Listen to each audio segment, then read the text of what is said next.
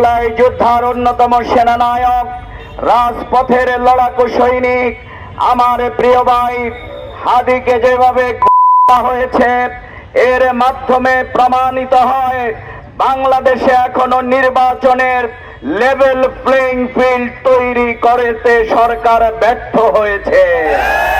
তাই গতকালকে প্রধান নির্বাচন কমিশনার যেই বক্তব্য রেখেছেন, এই বক্তব্য দিয়ে তিনি গোটা জাতিকে কিন্তু অপমানিত করেছেন। আমরা মনে করি তার এই বক্তব্য যদি তার মুখে ক্ষমা প্রার্থনা করে প্রত্যাহার করা না হয়, আগামী দিনে আইন শৃঙ্খলার অবনতির জন্য এই প্রধান নির্বাচন কমিশনে দায়ী থাকবেন। কারণ তিনি হাদির প্রতি তুচ্ছ তাচ্ছল্য প্রদর্শন করেছেন। তিনি বলেছেন নির্বাচন আসলে এরকম দুই একটা হত্যার ঘটনা ঘটে, এগুলো করে আপনি কিন্তু গোটা জাতির সাথে তামাশা করেছেন। বিগত দিনে স্বরাষ্ট্র উপদেষ্টা আপনারাও কিন্তু দেশের আইন শৃঙ্খলা পরিস্থিতি নিয়ন্ত্রণে ব্যর্থ হচ্ছেন। অবিলম্বে ফ্যাসিবাদী খুনিদেরকে গ্রেফতার করতে হবে। এখনো কিভাবে লক্ষ্মীপুরে নির্বাচন কমিশনে যারা বোমা হামলা করে তার মাধ্যমে প্রমাণিত হয় ফ্যাসিবাদীরা এখনো সেই নির্বাচনকে ভণ্ডুল করবার জন্য ভূমিকা পালন করছে। তাই অবিলম্বে খুনিদের গ্রেফতার করে দৃষ্টান্তমূলক শাস্তি প্রদান করতে হবে।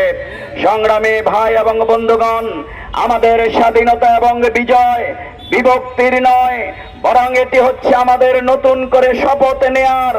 আমরা মনে করি যারা দুর্নীতি করে, যারা সন্ত্রাস করে, যারা এখনো মানুষকে গুম করে, যারা মানুষকে জিম্মি করে, তারাই হচ্ছে স্বাধীনতার সবচেয়ে বড় শত্রু। সুতরাং আগামী দিনে দুর্নীতি মুক্ত বাংলাদেশ গড়বার জন্য ডক্টর শফিকুর রহমান যে আহ্বান করেছেন, আগামী দিনে অবাধ সুষ্ঠু নির্বাচনের মাধ্যমে জনগণ তাদের সেই রাষ্ট্র তারা প্রতিষ্ঠা করবে ইনশাআল্লাহ।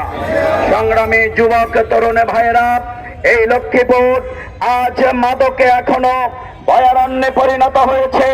লক্ষ্মীপুরে এখনো হত্যা রাহাজানি হচ্ছে, অস্ত্রের ঝঞ্ঝনানি চলছে এবং বিভিন্ন রাজনৈতিক এবং নির্বাচনী কাজে আমাদের মা বোনদেরকে বাধা দেয়া হচ্ছে। বিভিন্ন জায়গায় সবাই হামলা করা হচ্ছে। সরকারকে, প্রশাসনকে এই ব্যাপারে ব্যবস্থা গ্রহণ করতে হবে।